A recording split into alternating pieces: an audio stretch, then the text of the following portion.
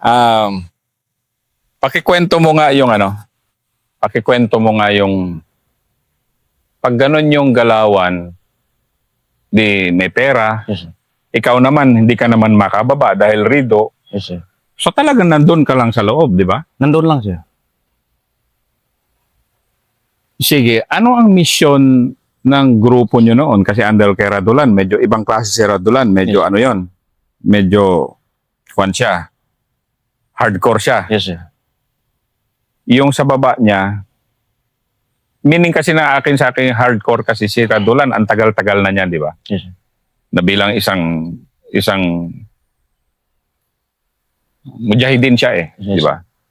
Pero ikaw kasi nandun ka lang sa Rido, kumikita ka naman, okay na. Yes, sir. Pero may dumating ba yung point na tinuturuan kayo ng tinuturuan na, hindi, dito kayo dahil magiging jihad dito, magiging mujahidin kayo? Yung una man, sir, ganun man yung pag-recruit nila. Yung palabas nila, sir. Jihad man. Hmm. Kasi nagkawatak-watak yung pagka-ISD, sir. Nawala yung pagka-jihad nila. Yung nang dahil na sa pera. Kasi pag halimbawa, leader ka, kunti lang man yung ibigay mo sa mga kasama mo. Kung sino lang makakuha yung makasama magustid, yun lang ang malaki. Ah, ganon. Yes, sir. Kung halimbawa natin sa mga 10 million, dati yung tulad ni Ma'am Chang, yung na-hosted siya. 11 yata yun eh. 14 yun. 14. Hmm. Yung mga iba, lampas sa 1 million. Yung nakasali, nagkuha. Yung ako, nag-guide lang man ako, sir. Hindi ako nakasali doon sa kanila nagkuha, hindi din ako bantay doon. Nag-guide lang ako sa kanila kasi natakot sila lumabas dyan sa Talipaw. Hmm. Doon man kami sa mga bahay. Talipaw rin, sir. Oo. Pagkatapos, nag-guide lang ako papunta doon sa Kaumpang Upat, Marsada. Talipaw rin. Binigyan nila ako ng 50K. Ako yung sa unahan. Na nag-lead. Ay, sir. Nag-lead na dalhin si Evelyn. Yes, sir. Yung magkuha na ng pati pera. Ano? Magkuha ng pera. Dinala namin yung hostage. Hmm. Nagtubos na yung mga kuwan. Example mo Palitan nga. na. Kasi kwento mo nga paano nangyari yan. Yung mismong pag ganon. Yung Pagtubos. doon kami nagkita, sir, sa kuwan, sa malapit sa Marsada, sir, Kaumpang Upat. Doon nagtubos. Doon kami dati sa mga bahay nagpwesto. Umakyat kami doon sa Kaumpang Upat para lang mag-release. Kasi kuwan na yun, mag-swap na, bali palitan na ng kuwan. Pira na yung kunin namin doon. Hmm. Kaya ako nakasali. Ako lang yung guide nila. Wala man gusto mag-guide doon, sir, kasi takot. Kasi kami may karedo man. Takot sila mambangan ng karedo. Mm. Kaya akong nag-guide doon. So, pagpunta ni Evelyn Chang, mag-isa man lang siya, di ba? Sa kubo siya eh. Yes, sir. Saan mo siya kinuha? Hindi ako nag-guide, sir. Nag-guide lang ako sa Nag-guide kanila. Yes, sir. Mm. Hindi man ako yung, kasi Idang man yung leader doon. Mm. Nagkasali lang ako doon, yung nag-guide. Mm. So yun yung una mong kwan na ano ka na Nakatanggap, sir. nakatanggap. And then yun din una mong nakita na ito yung buhay na Abu Sayyaf At saka, na. doon din, first time ko rin nakakita ng hostage. Doon.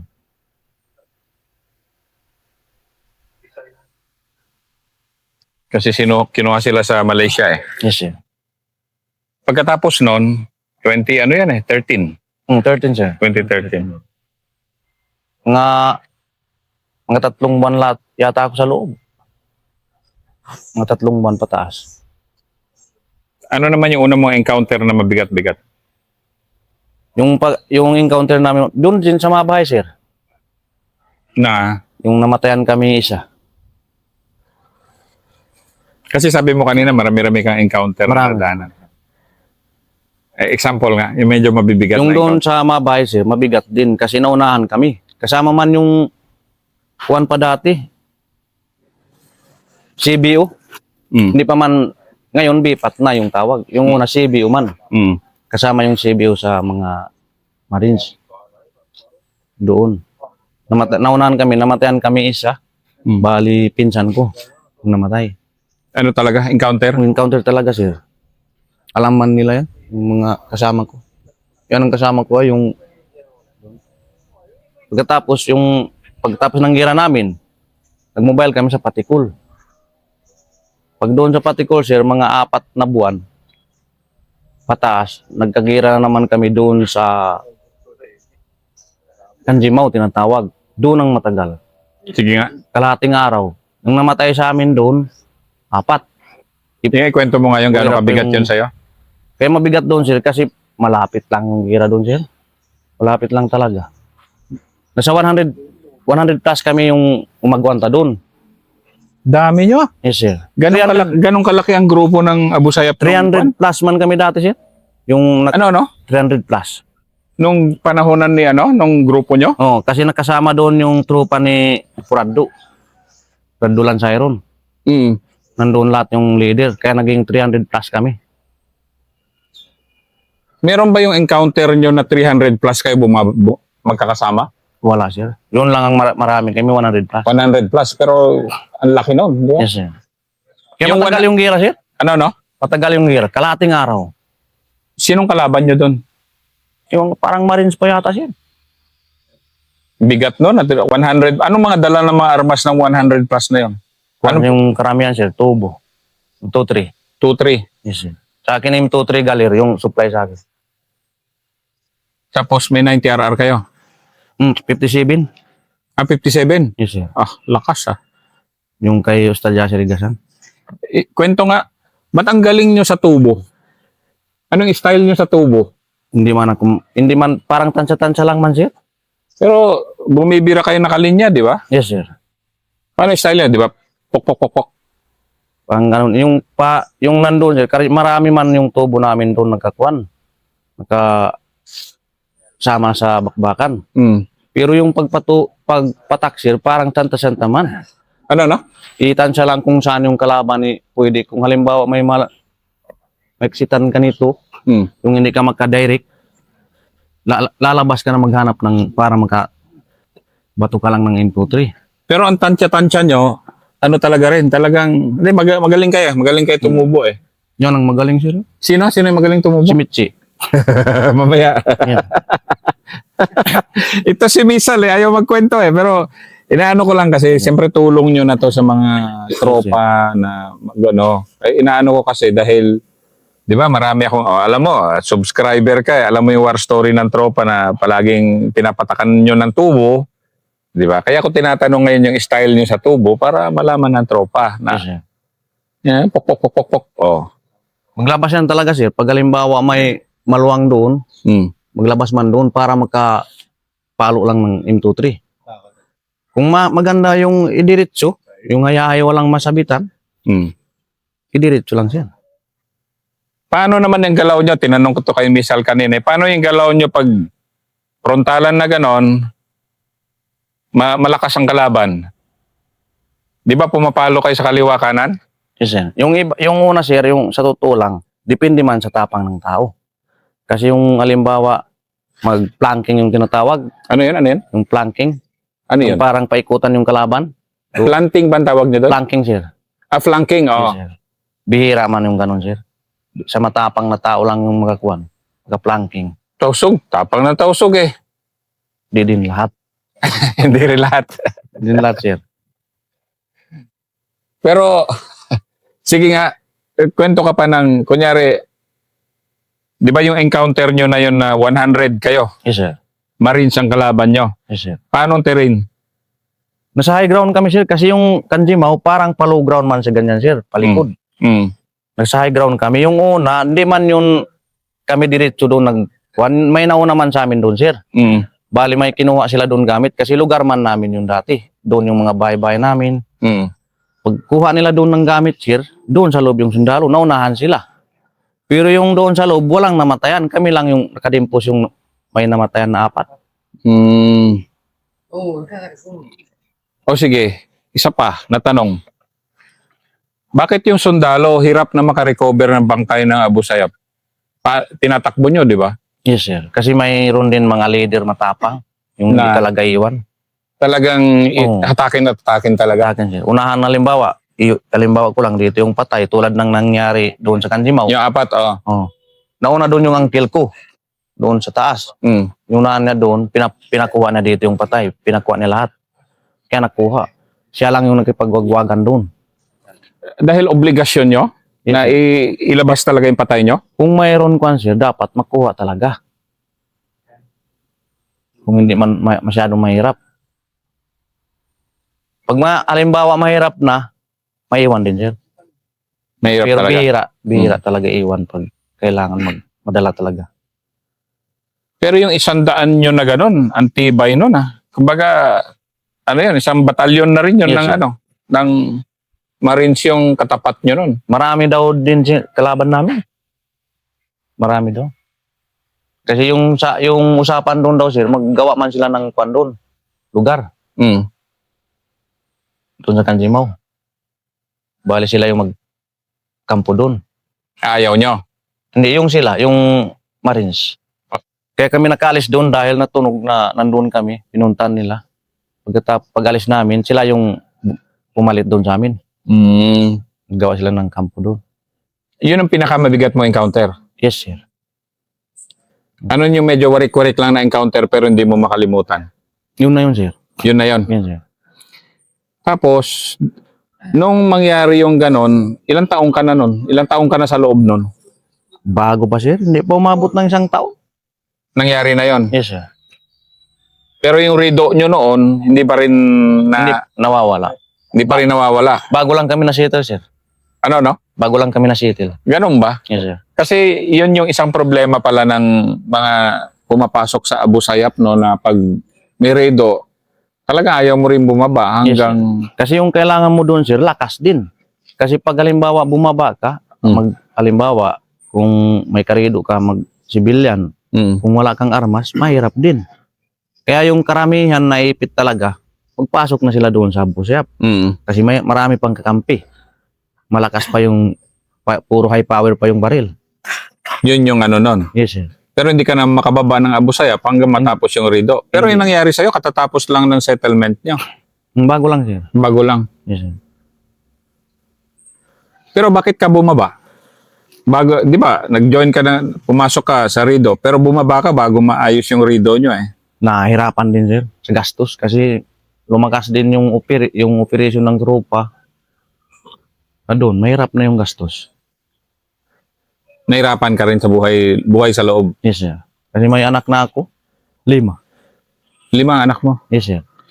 Paano mo binubuhay yung pamilya mo na nasa loob ka pa? Yung hindi pa, kuwan man ako dati, yung civilian pa ako. Driver man ako ng sasakyan, yung pang Cupra. Marami rin naipon. Yung civilian pa ako. Kung baga sa kuwan, parang na-damage din ako yung pag-Abu Sayyaf. Kasi ano ka na, may pera ka na kahit Yes, sir. papaano nung civilian ka pa. Yes, sir. Pero dahil sa karirido, talagang Wala, naubos. naubos yon. Pati yung alahas ng asawa ko, walang natira. Hanggang nagbalik loob ako ng 2017. Yung nagkuhan sa akin, nagpa-balik loob sa akin, si Cap John Baanan din, taga Tukay. Yun ang nagkuhan sa akin. So, Isip pa man dati sa parang, isip. Yung pagbaba namin. kasi nung panahon ni Duterte rin yun. Yes, sir. Okay na kayo, pwede nang bumalik, di ba, bumaba. Yes, sir.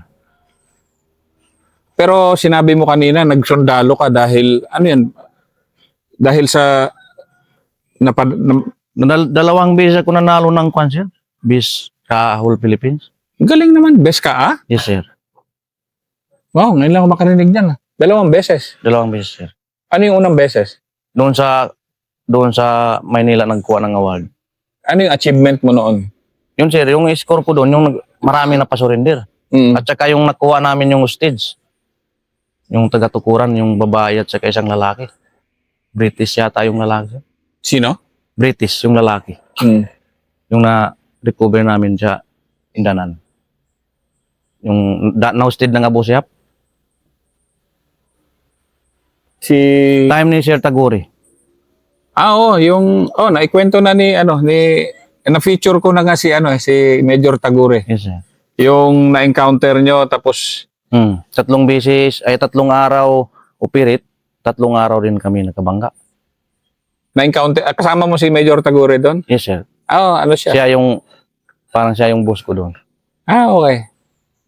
ano siya, very very proud yung Special Pare, Forces. sabay man kami nagka-award, sir. Siya Vice Captain All Philippines Award. Mm. Ako Vice All Philippines Award.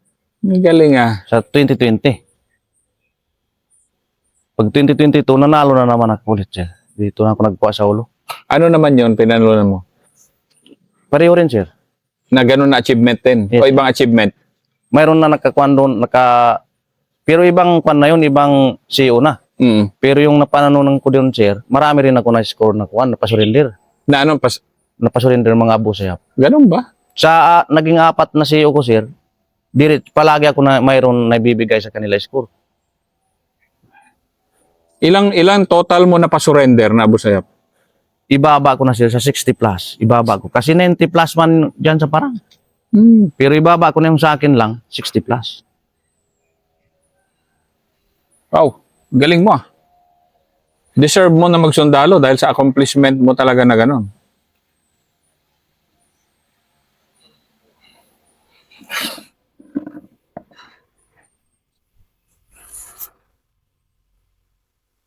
Pero yung encounter nyo ni Major Tagure, very proud din siya kasi naikwento niya yung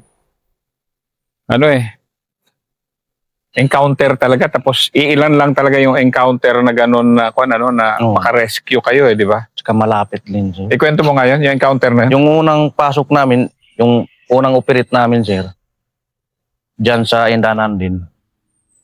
Pagpasok namin, mga parang ganito yung kwan yata. Hindi, mga 1 plus. Nagkagira na. Mm. May nawundid sa amin, 4. Yung sa ESG, may namatay 1. Pag pangalawang araw, sir, yung lakad namin, may naabutan nagpipre, 5 yung namatay, puro commander. Mm. Yung nakasama na yung uncle ko doon. Na namatay. Yes, sir, si CBPC. Mm. Nagkasama na doon. Pero yung kami, yung ako, malayo. Naging parang blocking kami. Mm. Nakalagay. Yung nauna doon, yung nakahuli, yung parang liutanan niya kaya. Nakahuli. 5 yung namatay doon, sir. Yung unang masalpukan. Yung pangalawang araw na. Ang 5 na namatay sa Abu Sayyaf. Yes, sir. Yung sa tropa, wala. Si Sir Taguri lang yung nawundid dito. Mm. Pag pangatlong araw, yun na naman, yung nakuha na yung stage. Ikwento mo. Kasi ano niya bigla daw tumakbo yung hostage doon sa Kawayanan ba yun? Oo, sir. Ikwento Kasi mo ngayon? Kung 3 lang yata yung nagbabantay doon. Kaya naiwan. Kaya naiwan. Yes, sir. Pagtakbo. Mabuti hindi natamaan yung stage. Oo nga. Kaya na-recover yun kasi naiwan na. Kulang na yung Abu Sayyaf. 3 na lang. Yung bantay yata, 3 ba? Kaya hindi mabigat lang. Pero sabi niya, sir, tsamba dahil pagtakbo niya sa buti hindi namin siya inano. Sama talaga, sir. Mm. Sama. Kaya doon nagsikat si Sir Taguri. Oh. Ano ba? Ano siya? Isa siya sa mga una kong finisher Kasama na. ko man yan si Juan, si Damitsi. Sinong kasama ni Major Tagure? Si Damitsi, sir. Kami man yung... Mamaya yan. Hindi, ano siya. Ito kasi mapapanood nila, mga special Yeah. forces. Kaya happy rin siya pag maipalabas ito sa kanila. Yes, sir. Ngayon, bilang isang sundalo ka na, private. Yes, sir. And ang dami mo palang accomplishments talaga, no, na Anong kaligayahan mo ngayon na, yan nga, tama, natapos na rin yung redo mo. Yes, sir. Kalmado na ba ang buhay mo ngayon? Yes, sir. Kalmado lang. Kumbaga sa kwan, sir, okay na kasi kahit matanda na ako nakapasok, Mm. yung mga anak ko, mayroon na ako sahod. May support na ako sa kanila mag-aral. Mm. Sa iyo ba, actually sa iba rin naman pero sa iyo ba, pamilya pa rin, ano? Yes, sir. Pamilya pa rin. Pamilya pa rin. Yes, sir. Ilan anak mo? 5, sir. So talagang, sahod naman ng private, maayos na. Yes, sir. Maganda man yung sahod. Malaki-laki na, sir. At sana ayusin mo pa para siyempre ma-promote ka na ma-promote pa. Yes, sir. Yung kwan lang sa akin, alam mo na, sir, yung kulang man lang sa pinag-aralan. Ano, no? Wala man lang pinag-aralan, sir. Kailangan mag-aral ka. Dagdagan mo para magtagal ka ng sa serbisyo. Yes, sir. Ganon din kasi yung mga MNLF na napasama. Di ba yung mga integree ng MNLF, kailangan din nilang nag-aral din sila habang army na sila para umangat din. Yes, sir. Ganon kasi, professional organization tayo. Yes. Pero professional, happy ka naman na sundalo ka ngayon. Yes, sir. Happy. Ayan, Yan ang ngiti ng happy. Thank you, Abdul. Sige, sir.